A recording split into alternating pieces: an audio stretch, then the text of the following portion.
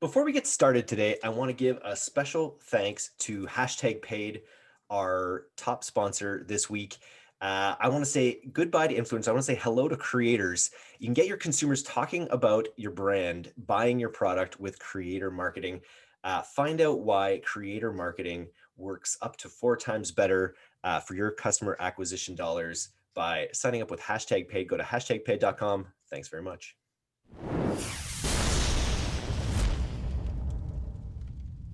Hello and welcome to D2C Podcast. I am Eric Dick along with co-host Kyle Guilfoyle, and today I am very excited to be bringing you a high-end e-commerce experience design talk. We're going to be talking about the new table stakes for D2C brands with Andrea Wagner and Jesse Campbell. So Andrea is design manager at Facebook. She and her team work on Facebook shopping. Andrea has 15 years of experience working in e-commerce design for large enterprises at companies like Razorfish, Sony, and BigCommerce before joining Facebook. And Jesse is a friend of mine here in Victoria who is a designer and founder of Partner, a design agency that specializes in brand and digital product experiences. He has nearly 15 years of experience in the industry, and he's led projects for some really amazing global brands and top 100 Shopify stores. Welcome to the D2C Podcast. How are you both doing? Yeah, great. Great to be here. Really great. Andrea, what's one thing about e-commerce experience that most people do wrong? Oh yeah, right out of the gates with a big one. So I think the biggest thing is actually something really simple, which is forgetting who you're designing for. And that's your customers or your shoppers. I've seen really smart people write all of their website content, do all of their design with all of their own personal preferences in mind, only to find out that it does not land at all with their customers. So there's really so many ways that you can tap into the mindset of your shoppers. You don't have to have a really big research budget. I think all of your listeners probably know how to work analytics and really understand kind of what is happening.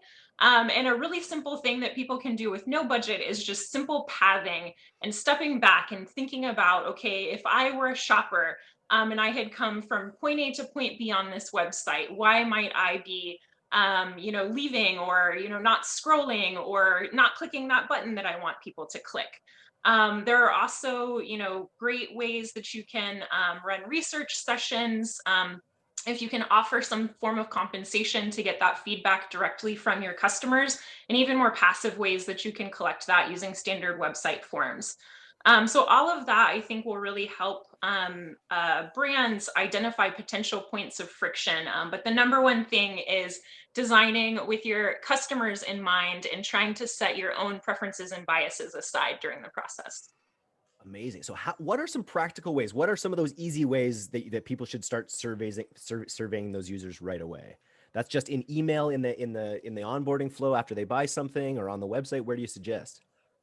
Yeah, definitely. Plenty of e-commerce platforms offer plugins that you can extend into your website to be able to kind of capture some of those shoppers after they've made a purchase or via email. You can include, a standard feedback form in the footer of your website. And you can even get more sophisticated and try to run user focus groups, leveraging certain cohorts of shoppers that you're specifically targeting, whether those are your highest value shoppers or maybe people who have been purchasers in the past but who have disengaged. I think you'd be surprised how far the promise of, even a $15 Amazon gift card can go to drive some of that participation and invite feedback. And Andre, are there any favorite go-to questions that you ask of your users to get the sort of the juiciest, most actionable feedback from them? Yeah, I think that the questions will really depend on the thing that you're trying to learn. But one kind of pro tip is to make sure that you are not kind of defensive when you're conducting any of those feedback sessions, especially if you're live with shoppers. Our product, whether that's the website that we've built, the product that we're selling people, is really precious to us and means a lot to us. And so it's really important to remember to, set that emotion aside when you're talking to users and try to be really objective and adopt a mentality of seeking to understand. So the best thing to do is to say that at the outset. say to the people who you're talking to that there are no right or wrong answers, that they're not going to hurt your feelings, and that what you're after is their honest and candid feedback about whatever it is that you're trying to learn. I think that's good feedback for anyone just trying to take feedback ever. I think I've always stood up, I've been in those situations where people are guarded, they come, they're interested in help, but then they're very guarded about their decisions as to why. So I think that's just that mindset idea is really good. What were you going to say, Jesse? I was going to say, I remember hearing an anecdote about someone who was doing some live user testing for, I think it was a healthcare website or something that was dealing with a lot of like an aging demographic. And so they actually went to a few, this is obviously pre-coronavirus. So they went to some people's homes and looked at their computer setups, and they found that there was like 2 or 3 cases where the person had a sticky note in one corner of their screen to remind them of their Wi-Fi password or to remind them of, something. And so all of a sudden they realized like, oh, they're actually not seeing this part of the website. And this is, in a user group of 10, we found 2 or 3. And I think that's just one of those things to sort of like, I guess, get the ego out of it and get the like real groundwork happening when you have those conversations, when you have like real users in front of you. It can be so leveraging and so valuable. So Jesse, on your end, what do you think are some of the things, like from the e-commerce website design experience? What are some of the things people are missing in this year? I think that it's really easy for companies to bite off more than they can chew. And I've seen this time and time again, especially when it comes to redesigning or redeveloping a web experience. A company tends to start with a really good hunch. They know who they are, or they know a lot about their product, or they know who they want to be in their customers' eyes. They say, I want to be the Uber for this, or the Casper mattress of that, or whatever it might be. And that can be a really hard thing to do in an online experience. It can allow companies to get really bogged down into these like nitty gritties of like, we need this exact pop-up, and we need, 4 banners, and we need all of these features and features and features. So they end up biting off too much and losing sight of how they are different. To me, the fix is to understand what problem they or their product is solving. And not just on the surface, but like more on an instinctual, on a personal level. What are you solving for your users? And that's where decisions around design, around optimization, around any sort of product decisions, whether that product is a digital product or building an e-commerce site, that's where those design decisions should actually stem from, is what are you trying to solve? And so many of them stem from a position of sort of the stock right now. I was saying in a conversation earlier with Jesse, I was listening to an info ad on YouTube about a guy that had we've just created 25 Shopify stores, and these Shopify stores are in niches, and they're going to sell, and they're, and so this brings me to this idea of table stakes of like, those, it's funny, whenever you can see things selling in info courses, they probably, that was the thing to have done 5 years ago, perhaps. Right. And so they're selling it now. And so they're selling these sort of out of the box e-commerce experiences that they may cut the mustard, in a direct, very aggressive sort of direct marketing way in the short term, but they aren't going to be ones that probably last. So I would ask you, Andrea, what are some of the key e-commerce table stakes for websites in 2021? Yeah, totally. I think that the biggest challenges that both brands and consumers face now is actually the rising volume of choice. Shoppers have never had more choice when it comes to making purchases online, and that's a problem for shoppers in terms of being able to find the right product for them. And it's also a problem for brands trying to create those authentic connections with their consumers.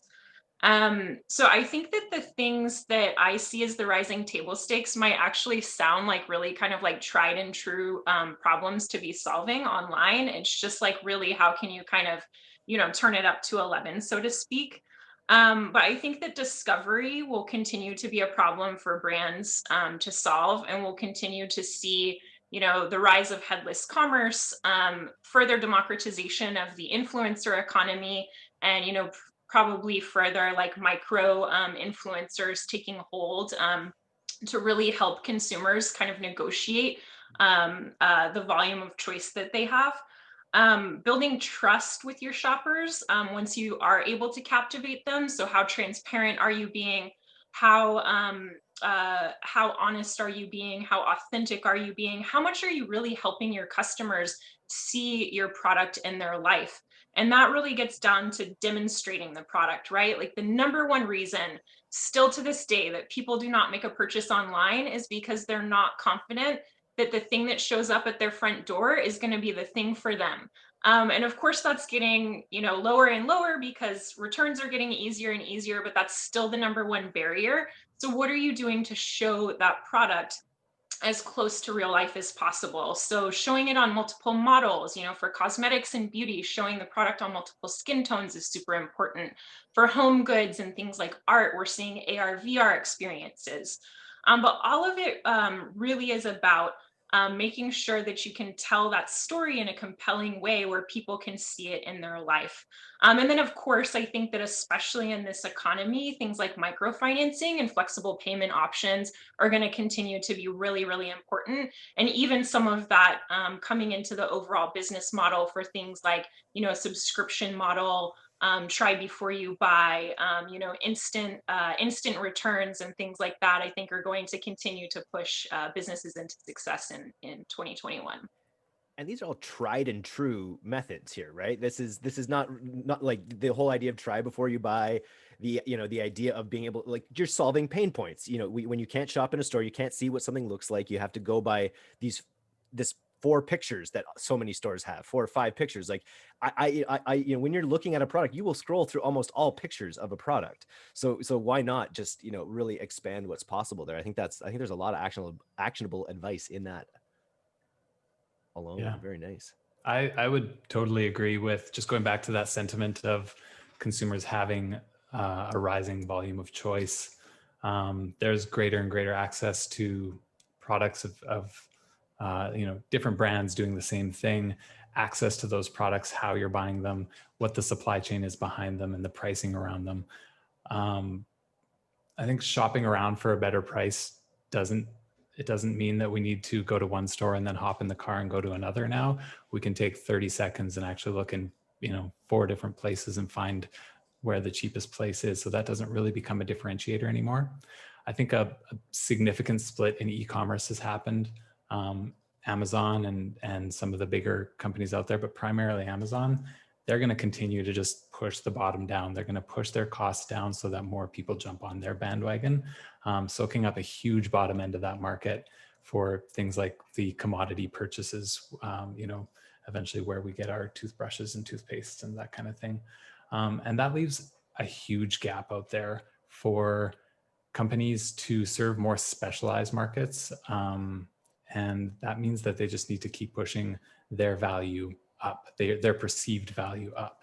So that means building, again, what Andrea said, building trust. It means delivering really bespoke and personalized experiences and delivering on the things that Amazon can't or won't, like really deep product knowledge or authentic humanized like product demos, as you were talking about with these larger images or really immersive experiences.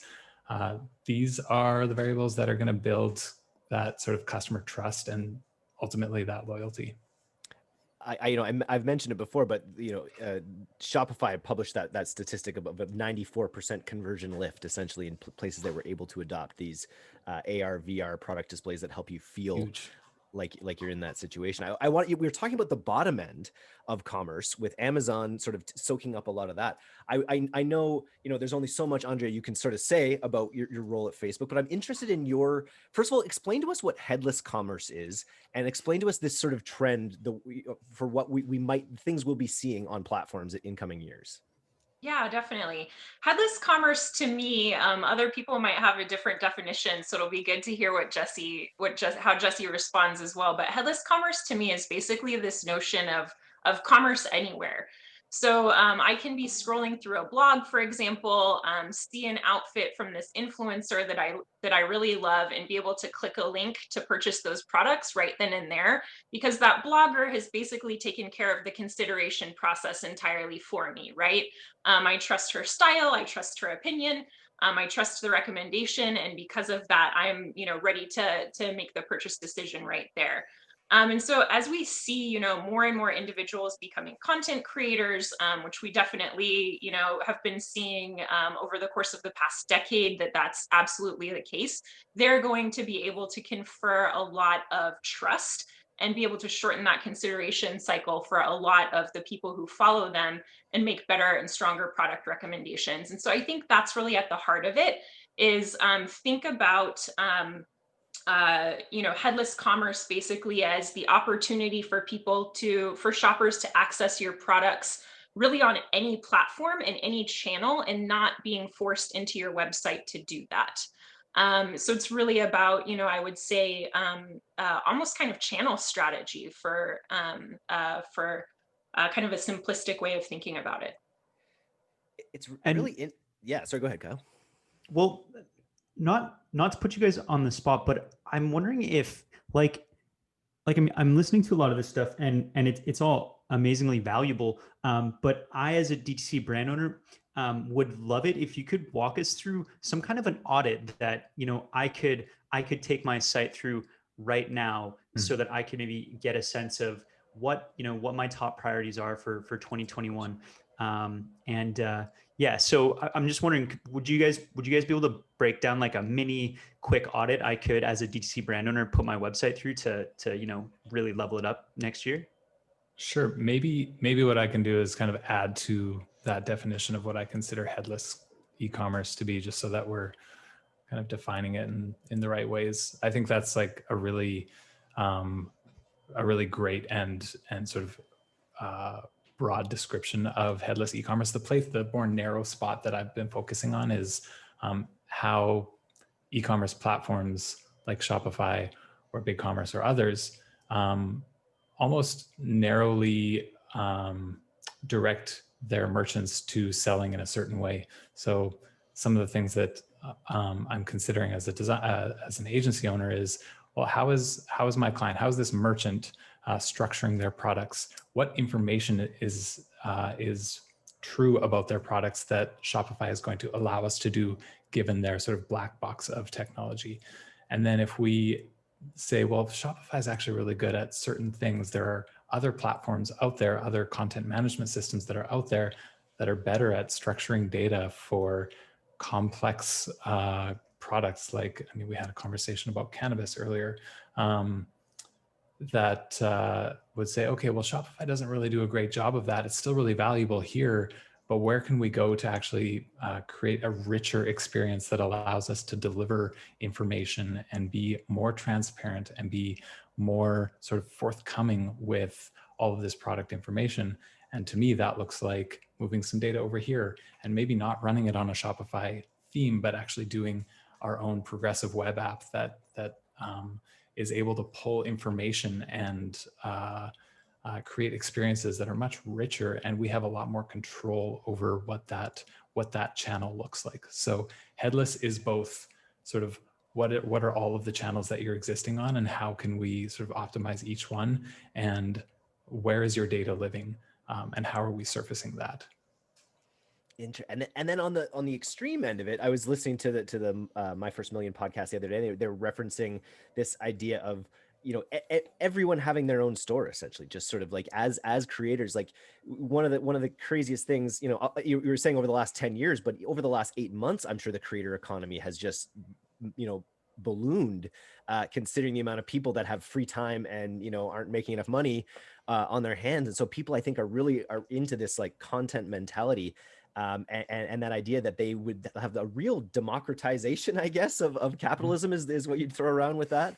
But like, do you see that sort of fragment? It's sort of like, it'd be like a Amazon. It would be like, because it still would be these people's stores. They would be provided by Facebook, or they'd be provided by, some partner essentially, but it would be fully atomized in terms of that customer experience. So it's sort of the opposite of what you were saying, Jesse, in terms of like a really curated example as well. So it's interesting. It can kind of encompass all that. Mm-hmm. I do want to touch on the question that you brought up, Kyle, because I think it's a good one, and it's one that I haven't got a specific sort of funnel down to making a decision of headless or not. Again, from my experience, from my sort of perspective, I'm helping my clients make a decision of how or where they should build their store. And if a product is complex enough, or if the requirements of selling that product are complex enough or difficult enough, it's probably easier to go with something like a headless Shopify site or a headless. I mean, there are a number of solutions out there, including companies like Snapcart that just allow you to throw a cart onto any website. And there's things like catalog size that servicing 80,000 or surfacing and or searching 80,000, 100,000 products in a catalog can be fairly slow on some of the bigger platforms, because that's not what they're optimized to do. But relying on something a little bit more dedicated to that sort of thing, like Algolia, which is a search as a service platform, allows us to search through 80,000, 100,000 product variants within an instant and filter on these really specific little things. And I think those are the questions that come up in kickoff meetings or in discussions with a client when we're identifying what should we build here. That's when we need to start looking at, like, okay, well, if this is true, then maybe this specific platform works only this much, and we need to sort of bolt onto that.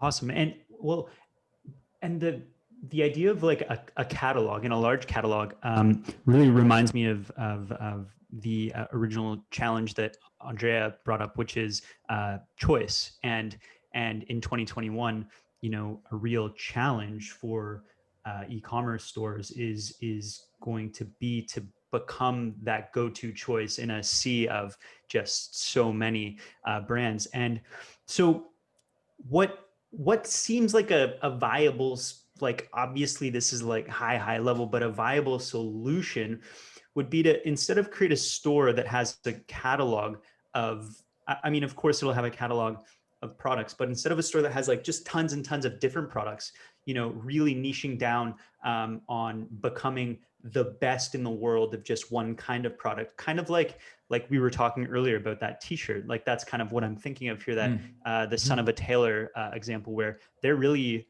they're just trying to make the best basic t-shirt in the world, is kind of what I glean from that. And so then the opportunities they have available to them is they can then go in like crazy detail around the production process of their t-shirts, around the not ingredients, but like the makeup of those of the shirts, and they can like create content around that. Whereas a store that like Sears or whatever, that has all kinds of products, that's obviously not as easy for them to do. Like, what does that do you see DTC brands, like, do you see that being an avenue for them to explore in 2021 to sort of overcome that challenge of just so much choice? Andre, do you want to start off there? I have some ideas, but Sure, definitely. Yeah, I mean, I think that I think the answer is yes. And actually, like, to your question about what should I do as a site owner? Well, so first of all, there are plenty of resources. I think if you were to Google a heuristic or assessment or website heuristics on Google, you can find plenty of checklists that can take you, down the rabbit hole of usability for your website design. The number one thing that I would say, the number one problem you need to solve is look through the front doors to your website, all of the places that you're sending traffic and that people are going to be coming in through the front door, and make sure that for somebody who's never been there before, they understand who you are and what you do. That's the number one thing, because without that understanding, those eyeballs are going to bounce and you're not going to have the opportunity to captivate them. So make sure your value proposition is like loud and clear and out front at all of those entry points. That would be kind of the number one thing that I would say. And I That think makes, that's not to really, interrupt, but that yeah. just makes me think of TikTok. I like, we talk about TikTok all the time here, and I read this really in-depth article on how TikTok engages you from the very first moment that you open it. Essentially, it just drops you into this, and to me, that's that exact sort of like hook that you want to try to create through your e-commerce experience as well. Whether it, TikTok tells you, shows you a local video, it shows what people are saying about it, it shows all of these things. You just get immersed into it right away, so it's hard not to be ingratiated to it very quickly. So just to add that. Yeah, totally. TikTok is like a total engagement suck. I put off downloading it for the longest time, and now I just like love it. I spend probably way more time than I should admit to anybody on TikTok, and just Knew following it. all of the memes. Yeah, I'm just kind of like a lurker. I don't produce any content myself. But yeah, I think that captivating moment and that clarity of value proposition would be kind of the number one thing that I would say. Navigation and accessibility, and product findability, I think are kind of the other really important things. If the primary thing that your users are there to do is to shop, you want to make sure that search, that navigation, that all of the kind of content strategy and page structure is all set up to get people in meaningful ways connected to those products. Making sure that you have meaningful product consideration information. So why, Son of a Tailor is a site that I have not spent much time on, but I have to presume that a big thing that they need to convince people of is that you should actually wait n number of weeks for this custom t-shirt and pay more than 15 bucks for it because it's that much better, right? And so making sure that that message is really, really clear in the consideration information, like product details, product descriptions, photos, all of that type of great stuff. From a design perspective, consistency of visuals really matters. We actually know that when users see inconsistent imagery, inconsistent button styles, inconsistent placement, it actually detracts from their sense of professionalism of the website. And so while some people might be thinking that they're very expressive, it can come off as amateurish and untrustworthy to your shoppers. And so that's something to pay a lot of attention to, is could a non-designer kind of pick up on this and think that it's inconsistent or a mistake, and that might be sort of detracting. Speed and performance really play into that too. I think most people know, for things like search engine optimization, that your site needs to be performant, but that definitely plays into something that I would suggest be done as an audit. And then of course, like how, quickly and easily can people convert? And after they've done so, how quickly and easily can they get support? So I think that all ties into the kind of website audit that I would suggest people do. But I think, back to your second question, Kyle, I think the real challenge for direct to consumer brands is why buy from me? Why buy right now? And that gets back to that first point that I mentioned of like having a really clear value proposition. It's Fisher Price, stupid simple, as soon as people hit that front door. Yeah. Well, and this is awesome because we've been talking a lot about, well, not a ton, but like Son of a Tailor. And earlier we were talking about how it really is a masterclass in just showing a little bit of the look under the hood of the production process of their products. But you raise the value proposition thing, and when you go to their site, and I'm not sure if it's intentional, but their value proposition is t-shirts, custom fitted, made to order. And to me, like it's dead simple, and they're letting the rest of the site, do the heavy lifting. But I'd actually be curious. So Andrea, you gave a thumbs up. You think that's a potent value proposition. I just like to get a little temperature check from Jesse and Eric. Mm-hmm. Like, what do you think of that value proposition? I'm not 6'6". T-shirts just look great off the rack on me. T-shirts I just get an XL and it fits me. I would say that that value proposition is the question I had burning in my head when I prior to discovering it. It was, where can I just order a shirt that is made for me? And they nailed it with the language. They nailed it with putting it front and center. I think, identifying that pain point, even if it's not, as Eric said, even if it's not for absolutely everyone, there are 7 billion of us, and someone's going to find it, and someone's going to find a lot of value in it. Is that the official count from Tall People Worldwide Association? Oh yeah. So about you mentioned something that included one other thing that I just throw into the hopper to discuss that's been on my mind lately. You talked, Andrea, around this idea of, you know, having to make that connection with people early, having the value proposition be crystal clear.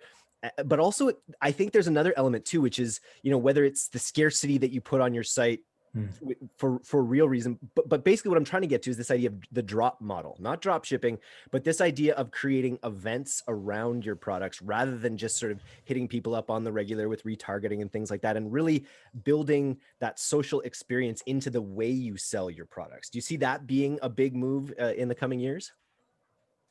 Definitely. I think the drop model really kind of depends on your business model, right? Like it works great for covetable brands, covetable items, maybe even collectible items.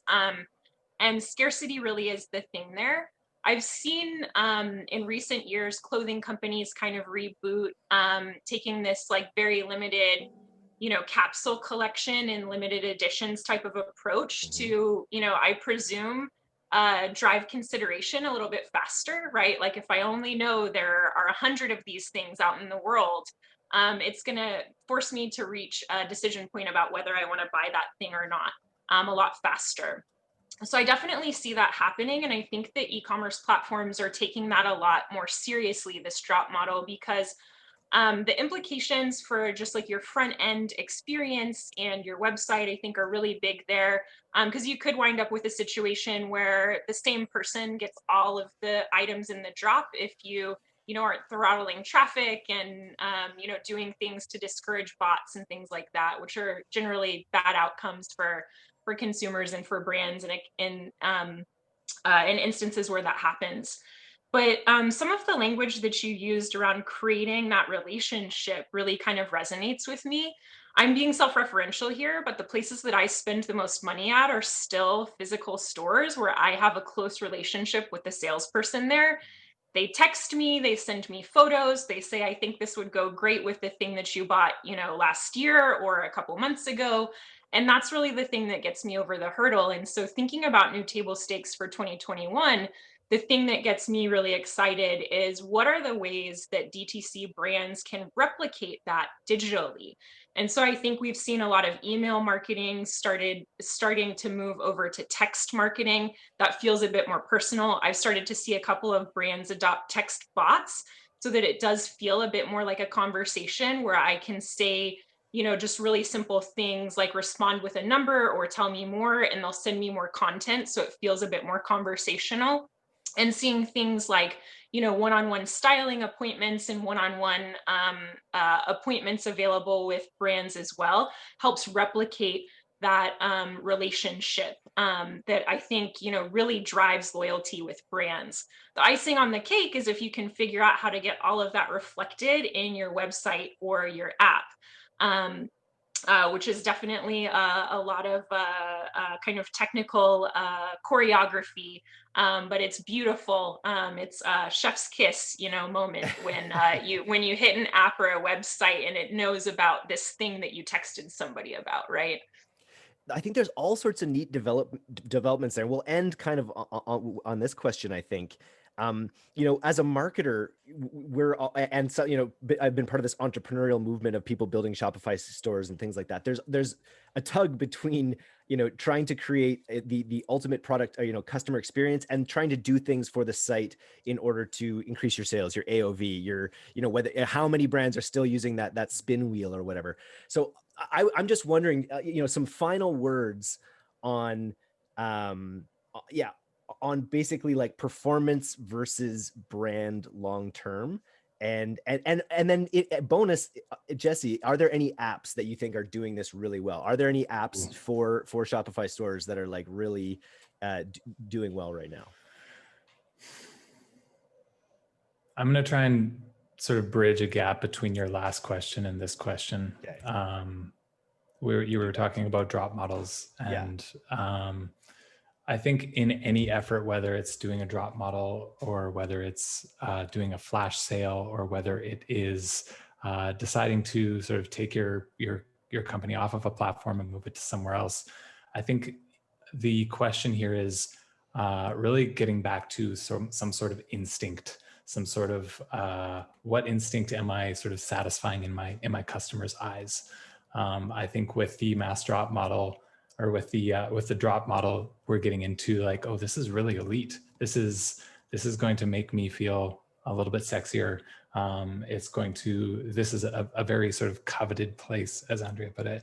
But then there's the other side of that, which is more of a consumerism model, which is we're gonna push costs down. We're gonna have, I think the site is called Mass Drop, where you can create an account, you have access to these 500 pairs of boots that we bought in bulk. So we got them at a lower price. We're going to share that savings with you.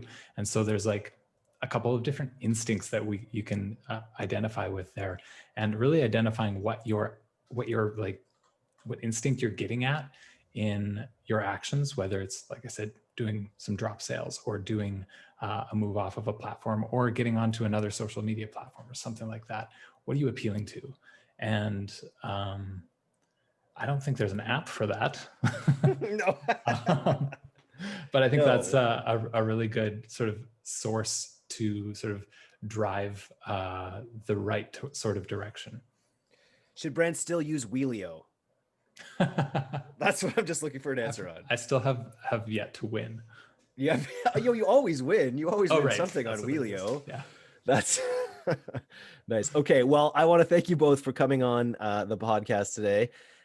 We're not exactly sure yet. We may release this as a double barrel two times a week episode, or we may mash it together into one, but we've had a ton of great content today. So I want to thank you both for making it happen. Good luck. I'm super excited to see what comes out of the Facebook team, especially in this shopping area. And yeah, thanks again, everyone. Likewise. Thanks for having me. Thanks so much. Have a great day, everyone. Bye. Cheers.